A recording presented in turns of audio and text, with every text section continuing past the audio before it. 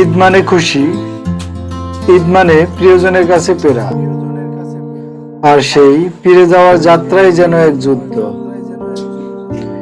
এই যে দেখছেন, রেল স্টেশনে মানুষের ঢল, বুড়ো যুবক নারী শিশু সবাই ছুটছে একটাই লক্ষ্যে, বাড়ি ফেরা। ট্রেনের ভিতরে জায়গা নেই, তবু সবাই উঠছে।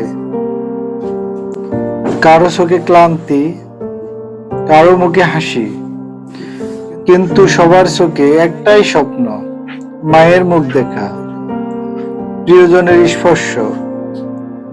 ছাদের উপর ঠাসাঠাসি, কেউ ঝুঁকি নিয়ে দাঁড়িয়ে আছে দরজায়, তবু এই কষ্টকে কষ্ট ভাবছেন না, কারণ এত ঈদের টান।